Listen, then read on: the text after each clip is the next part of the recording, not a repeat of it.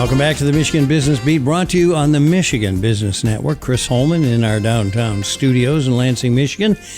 And we have on the other end of our line Dr. Charles Ballard, old friend and from the Department of Economics at Michigan State University. Charles, welcome back, my friend. Just recently returned from a few wee nips, perhaps, in Ireland, eh? Oh, yes. When you're in Ireland, you have to have a beverage. You must partake. Yes. All right. All right, let's keep that behind us if we can at this point. But let's talk about a couple of things that I think are probably impacting us economically here in the state of Michigan. And one, the obvious one, has to be, the strike at General Motors. That's right. And the thing, this is unfortunate, but I think it needs to be pointed out, even before the strike, Michigan's economy had slowed down. Coming out of the Great Recession, as we recovered from that, in a typical year we were adding 75,000 jobs. Then it slowed down to 43,000 jobs a year in 17 and 18. And then this year, no job growth at all in Michigan. I mean, nationally, employment has continued to grow, although at a slower pace than last year. But in Michigan, we had slowed to nothing. And then you put a strike on top of that, it's definitely a challenge to our economy. I mean, every day, tens of millions of dollars of purchasing power are being sucked out of the economy because people who used to get paid now are on strike pay. Yeah.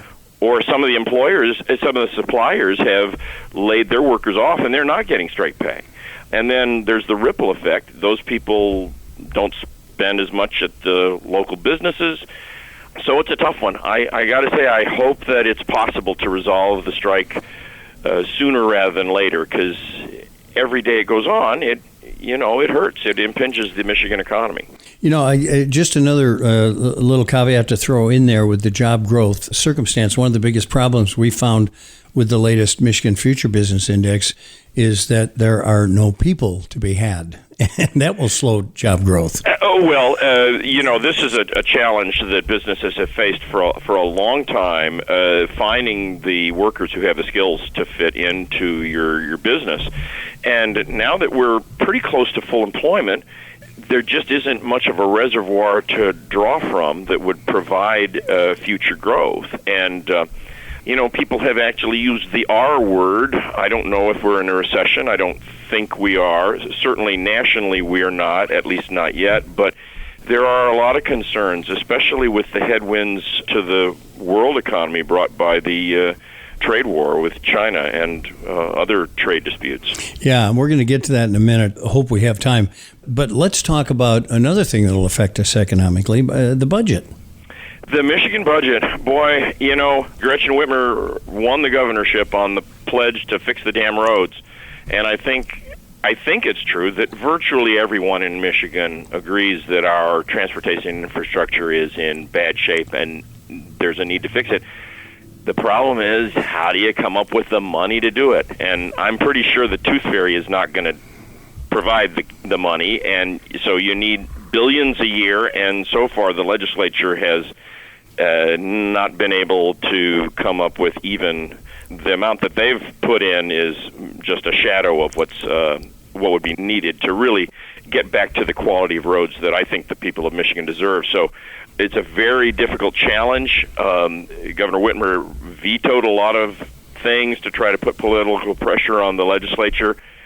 Don't know yet how that's going to work out, but at least so far it has not worked out in such a way that we would get the kind of funding for road construction and road repair that is needed. Now, I don't want to get you out of your bailiwick, but do you have any idea of how much of this is actually, I'm a rep or I'm a senator and I'm running for re-election and I can't say raise taxes, or the other side of the coin is political jostling?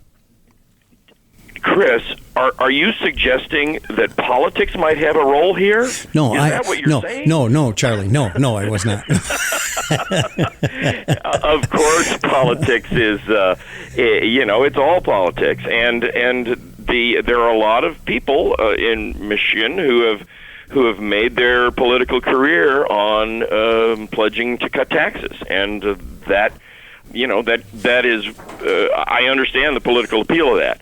I also understand that at some point, I would like to see us have the level of public services that I think we need. Yeah. And this is why I'm not running for office. I think that I should pay more taxes. Yeah. But not many people are willing to say that. No, it's ironic. It's ironic how that is. Look, I got about 30 seconds. Are we being impacted a lot here by the trade wars with China?